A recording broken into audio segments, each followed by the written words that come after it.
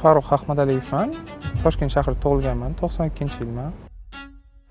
Onam o'qituvchilar. Adam o'zlari shunaqa professiya bo'lardi, bilsanglar agar, telemaster degan, ya'ni remont sohasida shug'ullanganlar o'zlari. Oliy toifali injener hisoblanadilar. Moskvada o'qiganman. O'zim 142-maktabda o'qiganman. Xo'jalik huquq faoliyati kollejida o'qib, keyin Turin politexnika universitetiga o'tganman. Ya'ni boshida bir prokuror bo'lmoqchi bo'lganman, keyin yo'nalishim o'sha texnariumga o'zgarib ketgan. Texnika yo'nalishiga ko'proq qarasam, menda moyillik bor ekan. Hozirda o'qituvchilik qilyapman. PDP universitetida o'quvchilarim bor. Yo'nalishim IT sohasidagi loyihalarni boshqarish. Shu sabab bilan bolalarga tahsil beraman. Shark Tradingda kurator bo'lib hisoblanaman. Kuratorlardan biriman va hozirda yoshlarni yoki kim xohlagan bo'ladigan bo'lsa, trading sohasini o'rganishi, ularga ham tahsil berib o'rgatamiz. Bitta jamoa bo'lib. Hozirda bitta narsani anglab yetyapmanki, bitta sohada ilgarilab ketish uchun, yanada ham yaxshiroq bo'lish uchun, bu sohani professional bo'lish uchun nimadandir baribir voz kechish kerak. Men fikrimcha o'qituvchilikdan voz kechaman, universitetda to'liq shu moliyaviy sohaga o'tib ketaman. Trading borligini men Durable Beton kompaniyasida ishlayotganimda bilardim. Ko'rganman, u ham shu internet tarmog'i orqali reklamalarni ko'rganman. Moliyaviy bozorlarda pul qilishni xohlaysizmi degan lozunglar bilan chiqishgan. Bir marta urinib ko'rdim, ikki marta urinib ko'rdim. Sliv orqasidan bo'laverdi. Keyin qarasam, o'zi trading emas ekan, binarniy opsion ekan. Kunlardan bir kuni oddiy qilib aytganda Svetlana Tom, bizning generalniy direktorimiz Shark Tradingda CRM sistemasini o'rnatish bilan murojaat qildi. Kelib o'rgansa, trading bilan shug'ullanadigan korxona ekan. Ham trading bo'yicha tahsil berib, ilm berishar ekan. Biz joy istayotganimizda o'zimizning yangi ofisimizga kelib o'tiringlar. Oldimizda bir yo'li bizning tizimimizni ham qaraysizlar deb, sizlarga joy bor deb. Keyin qarasak, vaqt o'tib tekin bepul darslar boshlanib qoldi.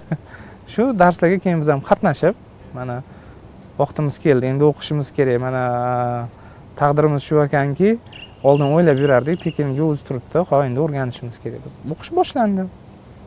O'qish davomida o'rgandik, qiyinchiliklar bo'ldi. Boshida o'zimiz internet yordamida o'rgangan narsalarimiz ko'p yordam bermadi. Shu Shark Tradingda o'qishni boshlaganimizda ko'p narsani, bozorga qanday qarash kerakligini, bozor strukturasini, mohiyati, qanday ishlashlarini mana Shark Tradingda tushundik. Farruhni men Wunderking deb bilaman.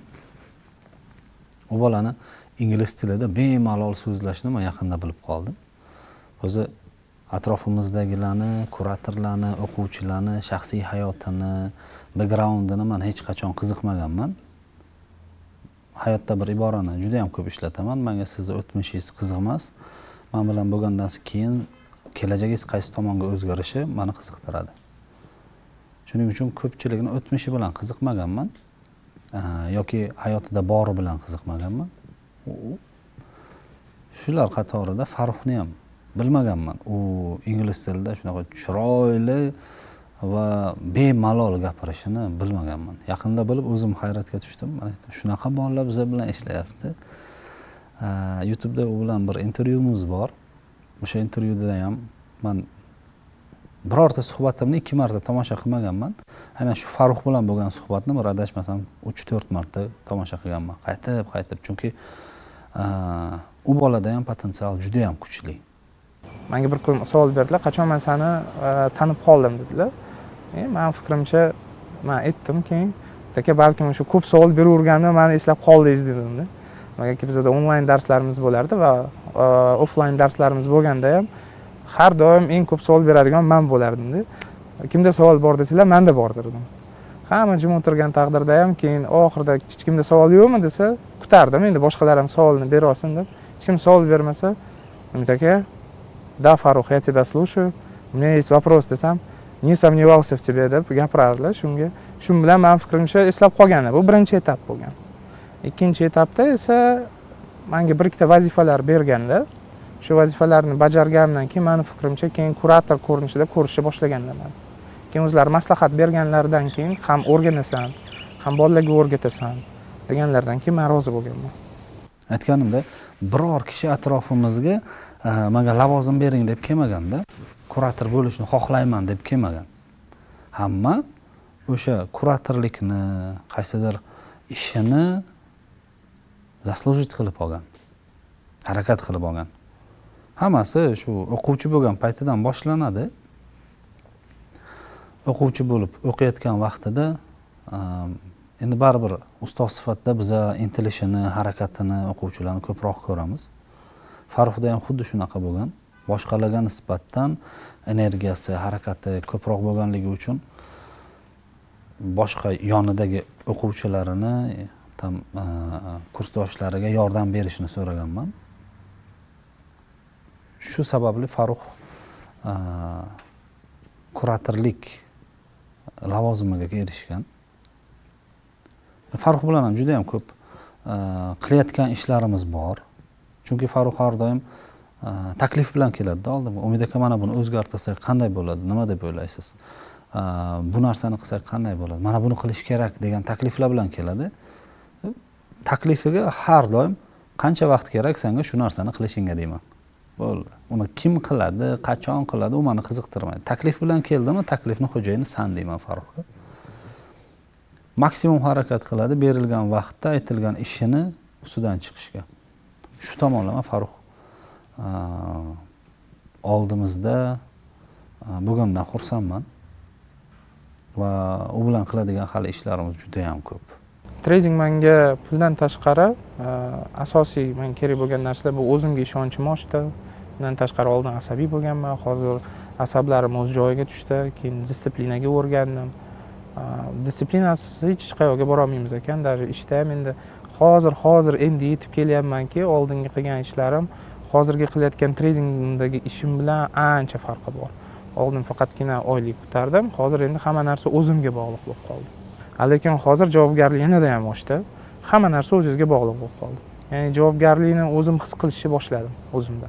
To'g'ri, qiyinchiliklari bor, o'qishda o'zining qiyinchiligi bor, ilm olishda, insonlar bilan gaplashishda, muloqotda, lekin bular hammasi qiyinchilik emas deb ko'radigan bo'lib qoldim oxirgi payt.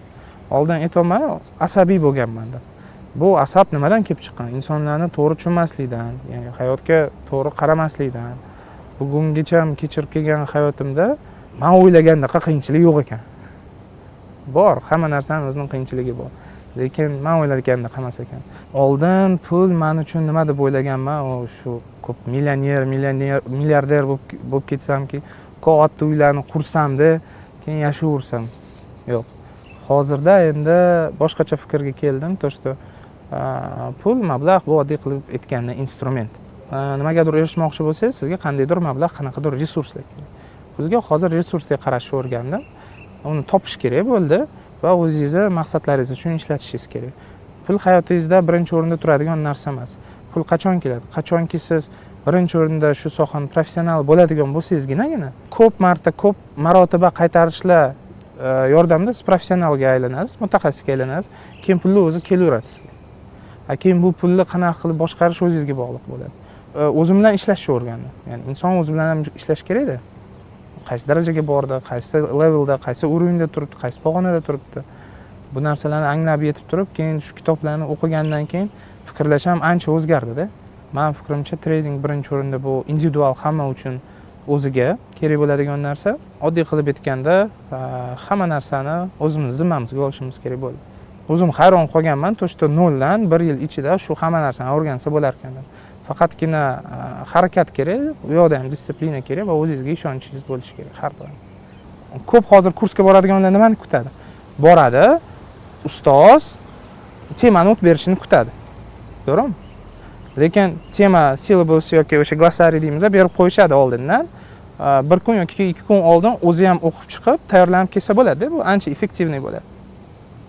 Lekin yo'q, hozirda tendensiya shunaqaki, bizga dars o'tishimiz kerak. Dars bo'lsa kelamiz, dars bo'lmasa kelmaymiz. Bunaqada o'qish bo'lmaydi. Ba'zida o'sha aytganimizdek qarshiliklar o'zini kursdoshlari tomonidan hozir endi boshqa urovingga o'tganmiz, Sharq Tradingda. O'qitish sistemasini polni to'xtatganmiz. Hozir faqat tajriba almashish etapidamiz. O'sha etapda Farruxning ancha yordami yetyapti. Hozir onlayn darslar yozayotgan bo'lsak, birinchi bo'lib o'sha onlayn darslarning strukturasini tuzishni, uni qanday chiqarishni, uni qanday yozishni, onlayn darsni olib borishni hammasini Farruxga yuklaganman. U berilgan vazifani, berilgan topshiriqni не только там 5ga, plus 5ga ham emas, u 2ta 5ga bajaradigan bola. Har doim olish emas, berishga harakat qiladigan bola. Shuning uchun Farruxni ham o'zi o'rni alohida Shark Tradingda. Shark Tradingda oldin 0 dan dars o'tgan bo'lsam, hozirda endi 0 dan dars berishlar to'xtatildi. Keyingi etapimiz bu komanda yig'ish. Komanda yig'ganimizda biz kimlarni o'rgatamiz endi? 1 yildan oshig'i bor treyderlarni, ya'ni stabilniy, ravon rezultatga chiqa olmaydigan treyderlarga tahsil beramiz, o'rgatamiz va yordam beramiz. Har doim постоянно plusda ishlashiga yordam beramiz. Nima sababdan bu narsani qilyapmiz? Nimagaki bizani eng katta maqsadi Shark Tradingga bu Shark Trading Tower qilish, ya'ni hedge fond yaratish.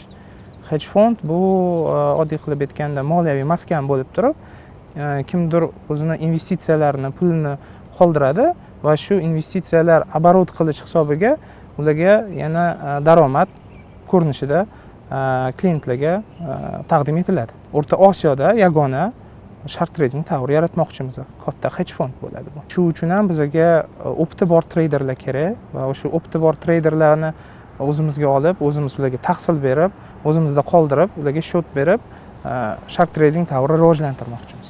Hozirda Shark Trading Tower'ni rivojlantirish uchun kitob yozib chiqyapman. Kitobning asosiy maqsadi, mohiyati va qayerdan bu fikr keldi. Birinchi o'rinda qayerdan bu fikr keldi? O'qish davomida fikr keldi.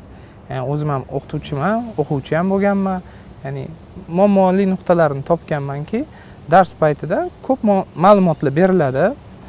Uni yozib qolamiz, lekin sistemalashtirilmagan bo'ladi yozgan narsamiz. Ba'zilarda qaysidir joydan, o'rtaroq qismidan berib qolishi mumkin bu ma'lumotni, yoki oxirrog'idan yoki boshidan berib qolishi mumkin. Ya'ni zanjir, tsepochkani bog'lab olish juda ham qiyin bo'ladi-da. Talabaga ham, o'qituvchiga ham, ya'ni tushuntirib berish juda ham qiyin bo'ladi. Shu maqsad nuqtai nazaridan o'ylaganmanki, hamma narsani sistemalashtirib, ya'ni tizimlashtirib, ya'ni buni o'rganasan, ketma-ketligi bunaqa bo'ladi va shu narsalar mana shu holatlarda ishlatiladi. Ta'liqdor qismlari bor deb, ya'ni oddiy qilib aytganda odamlarda bilim bor, lekin bu bilimlarni zanjirga o'xshatib ishlatish kerak. Har doim mashina haydaganingizda ham nima bo'ladi? Sceplение bo'ladi, tormoz bo'ladi, gaz bo'ladi, to'g'rimi? Ularni ham bir zanjir sifatida ishlatasiz. Ya'ni birinchi skoroskga urasiz, 20 gacha chiqasiz, ikkinchi skoroskga urasiz, 30 gacha chiqasiz, uchinchi skor 40-50, keyin 60 ga, keyin dal ketaveramiz. Xuddi shunga o'xshagan zanjir bo'lish kerak bilimda ham. Agar shu zanjirda bitta qismi ham yo'qolib qoladigan bo'lsa, bizani samaradorligimizga, treyderlik ko'rinishdagi samaradorligimizga juda qattiq ta'sir qiladi. Bu narsalarni hozirgacha ham ko'rib kelganman. Ya'ni ko'p talabalar nima qila olmaydi? Berilgan bilimlarni bir-biriga bog'lay olmaydi. Talabalarimizga ham, uyalchining talabalarimizga ham bir yordam bo'lsin degan fikrda yozilayotgan kitob bu. Lekin asosiy maqsadi bu tezroq bir treyderni rezultatga olib chiqish maqsad. Eng oliy maqsadi shu.